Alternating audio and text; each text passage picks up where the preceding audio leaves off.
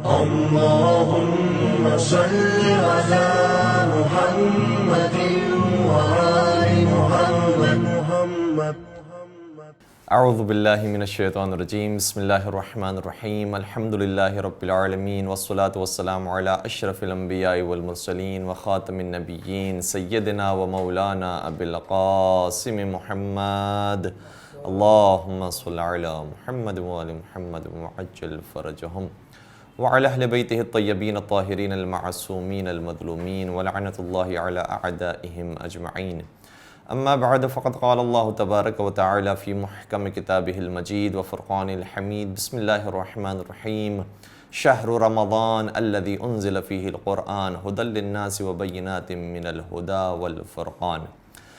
ناظرین گرامی، ماہ مبارک رمضان کے حوالے سے جس آیت کریمہ کی تلاوت کا شرف حاصل کیا، اس میں ماہ رمضان کا تعارف ہو رہا ہے تو ایک چیز کے ذریعے سے جس کا نام ہے قرآن کریم. شہر رمضان الذی انزل فیہ القرآن، یہ رمضان کا مہینہ وہ ہے کہ جس میں ہم نے قرآن کو نازل کیا ہے. ھدی للناس وبینات من الھدی والفرقان، اسی قرآن کے اندر لوگوں کے لیے ہدایت بھی ہے اور حق اور باطل سے پہچاننے والے اوزار اور اوصاف بھی موجود ہیں، وہ ٹولز موجود ہیں کہ جس کے ذریعے انسان حق اور باطل میں تمیز پیدا کر سکتا ہے. قرآن کریم کے ذریعے ماہ مبارک رمضان کا گویا تعارف ہو رہا ہے. تو اس ماہ مبارک رمضان کے اہم ترین اعمال میں سے یہ کہ انسان قرآن کریم کی تلاوت کثرت سے کرے، اور قرآن کریم کی تلاوت کے سلسلے میں نبی اکرم حضرت محمد مصطفیٰ صلی اللہ علیہ وسلم نے اس مشہور خطبے کے اندر کہ جسے استقبال ماہ رمضان کا خطبہ کہا جاتا ہے، بیان فرمایا تھا کہ اس مہینے کی بابرکت راتوں کی وجہ سے اور اس کے دنوں کی وجہ سے انسان اگر ایک آیہ کریمہ کی بھی تلاوت کرتا ہے تو پروردگار مکمل پورے قرآن کے پڑھنے کا ثواب عطا فرماتا ہے. یعنی ہم نے سورہ توحید کے بارے میں تو یہ روایت سنی ہے سارا سال کہ اگر کوئی 3 مرتبہ سورہ توحید کی تلاوت کرتا ہے تو پورا قرآن کا ثواب ملتا ہے. اسی لیے ہم جب مرحومین کو اصال کرتے ہیں تو عام طور پر الحمد کے بعد 3 مرتبہ سورہ توحید کی تلاوت کرتے ہیں تاکہ پورے قرآن کا ثواب میت تک پہنچ سکے.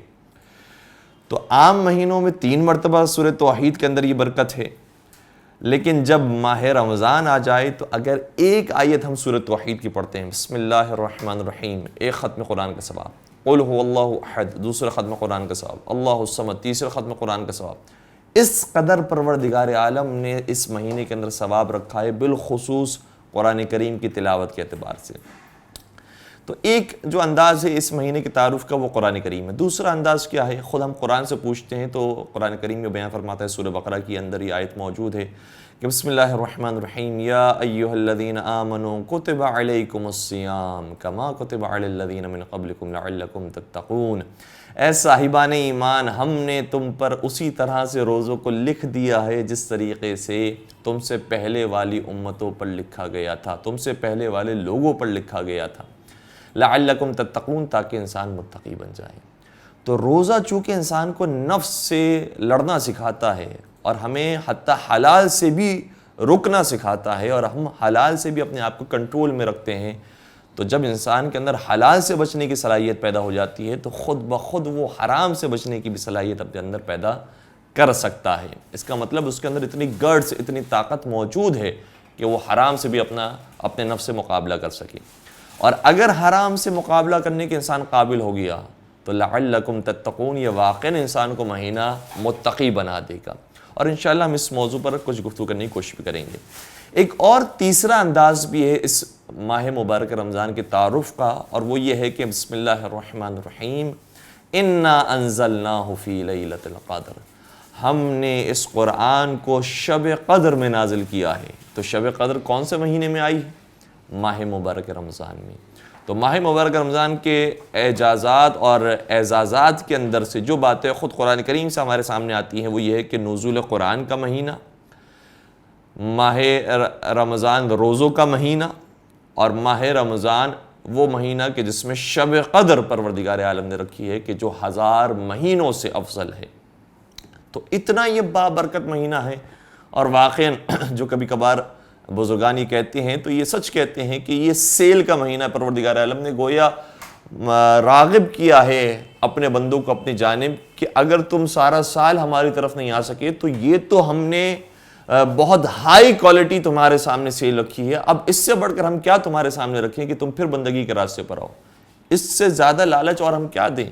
ہم نے ویسے عام آیات کے اندر عام نیکیوں کے بارے میں بیان کیا تھا کہ من جاء بالحسنۃ فلہ عشر امثالھا، کہ جو شخص ایک نیکی انجام دیتا ہے پروردگار ایک کے بدلے 10 نیکیوں کا ثواب دیتا ہے۔ تو 10 تو سارا سال کے لیے رکھا تھا، اب ماہ رمضان آ گیا تو ایک آیت انسان پڑھے گا تو 6666 آیتوں کا ثواب ایک آیت کے بدلے مل رہا ہے۔ اللہ اکبر، اس قدر ثواب بیان کیا گیا۔ تو یہ ماہ رمضان واقعاً ایسا ہے کہ انسان کو راغب کرتا ہے پروردگار کی طرف کہ اب آ جائے نیکی کے راستے پر۔ لیکن عجیب بات یہ ہے کہ اسی خطبے میں جسے خطبہ استقبال ماہ رمضان کہا جاتا ہے، جب اللہ کے رسول نے فضائل ماہ رمضان کو بیان کیا اور اس کے ثواب کو بیان کیا، اتنے میں صحابہ کے درمیان مولا متقیان امیر المؤمنین حضرت علی بن ابی طالب علیہ السلام کھڑے ہوتے ہیں، اللہم صلی علی محمد وعلی محمد وعجل فرجہم، اور عرض کرتے ہیں کہ یا رسول اللہ ما افضل الاعمال فی هذا الشہر، اے اللہ کے رسول یہ بتائیے کہ اس مہینے کا افضل ترین عمل کون سا ہے؟ ہم نے سن لیا کہ آپ نے فرمایا قرآن کریم کی تلاوت کا یہ ثواب ہے، افطار کروانے کا یہ ثواب ہے، خوش اخلاقی کا یہ ثواب ہے، بڑوں کے اوپر شفقت کرنے کا اور بڑوں کے ساتھ احترام کے ساتھ سلوک کرنے کا یہ ثواب ہے، بچوں کے ساتھ پیار و محبت سے پیش آنے کا یہ ثواب ہے، صلہ رحمی کا ثواب ہے۔ یہ ساری چیزیں اس خطبے میں بیان ہوئی ہیں، لیکن اللہ کے رسول مجھے یہ بتائیے کہ بیسٹ عمل اس مہینے کا کیا ہے؟ اور یہ جملہ معروف ہے اساتذہ کے درمیان کہ شاگردوں کے سوال سے پتہ چل جاتا ہے کہ کون کس لیول کا شاگرد ہے۔ تو گویا امام نے بتا دیا کہ مجھے افضل کی تلاش ہے، میں عام عبادتوں کی بات نہیں کر رہا، مجھے بیسٹ عبادت کے بارے میں بتائیے کہ وہ کون سی عبادت ہے۔ اور اگر کسی نے یہ خطبہ نہیں سنا ہوگا، یہ کسی نے روایت نہیں سنی ہوگی کہ تو ہم سوچ ہی نہیں سکتے کہ اللہ کے رسول نے کیا بیان فرمایا۔ ہم شاید سمجھ رہے ہیں کہ کوئی نماز کا ذکر آئے گا، کوئی دعا کا ذکر آئے گا، کسی روزے کا ذکر آئے گا، کسی زکوٰۃ کا، صدقے کا، کس کا ذکر آئے گا۔ لیکن اللہ کے رسول بیان فرماتے ہیں کہ یا ابو الحسن، اے ابو الحسن، اسی پیار و محبت کے ساتھ جواب دیا، اے ابو الحسن افضل الاعمال فی هذا الشہر الورع عن محارم اللہ، اس مہینے کا افضل ترین عمل یہ ہے کہ انسان اپنے آپ کو محرمات الہی سے بچا لے۔ انسان کے ذہن میں کبھی یہ چیز نہیں آ سکتی کہ حرام سے بچنے کا مہینہ ہے۔ حقیقت میں ہم یہ سمجھ رہے ہوتے ہیں کہ یہ بھی کر لیں، یہ بھی کر لیں، یہ بھی کر لیں، یہ بھی کر لیں، ماہ رمضان آ رہا ہے، ہمیں ہر کام انجام دینا ہے۔ سب سے پہلا قدم یہ ہے اور سب سے وزنی ترین قدم یہ ہے کہ حرام سے انسان بچنے کی اس مہینے کے اندر عادت ڈالے۔ جب حلال سے بچ سکتا ہے تو حرام سے بچنا بہت طریقہ والا آسان ہو جاتا ہے۔ اور یاد رکھیے گا، اور آپ مجھ سے زیادہ بہتر جانتے ہیں کہ جب اگر ہم نے 30 دن حلال سے بچنے کے ساتھ گزار لیے ہوتے ہیں تو جب 31واں دن آتا ہے، عید کا دن ہوتا ہے، سوئیاں تیار ہوتی ہیں، مزیدار کھانا تیار ہے، دن کا وقت ہے، صبح کا وقت ہے، لیکن اب کھانے کا دل نہیں چاہ رہا، اب اشیاء موجود نہیں کہ انسان کھائے۔ کیوں؟ کیونکہ حلال سے بچنے کی انسان نے اتنی پریکٹس کر لی ہے۔ تو اگر حرام سے بچنے کی اس مہینے میں ہم پریکٹس کر لیں کہ مجھے نگاہ حرام نہیں دیکھنا، مجھے اپنی آنکھوں کو کسی بھی فحشا کی طرف نہیں اٹھانا، کوئی بھی میرے زبان سے کسی کی غیبت نہ نکل جائے، میں کوئی بھی ایسی بات نہ کروں جس کے اندر غلط بیانی پائی جاتی ہو، جس کے اندر کوئی چیز کو میں راز کو چھپا رہا ہوں اور سچ کو چھپا رہا ہوں، یا اسی طریقے سے کوئی گانے کی آواز ہے، کسی بھی لہو و لعب کی کیفیت ہے، مجھے اس سب سے پاک ہونا ہے، چاہے پھر انسان کوئی بڑے اعمال انجام نہ بھی دے۔ اللہ کے رسول نے اسی خطبے کے اندر بیان فرمایا وَالنَّوْمُكُمْ فِيهِ عِبَادَةٌ، اس مہینے میں تمہارا سو جانا بھی عبادت کا ثواب رکھتا ہے۔ کیوں؟ کیونکہ سوتے وقت انسان کوئی گناہ نہیں کرتا، تو اگر کوئی گناہ نہیں کر رہے تو عبادت کے اندر یہ لمحات گزر رہے ہیں۔ اتنا بابرکت مہینہ یہ کہ ایک ایک لمحہ انسان کا عبادت کے اندر پروردگار کو شمار کرتا ہے۔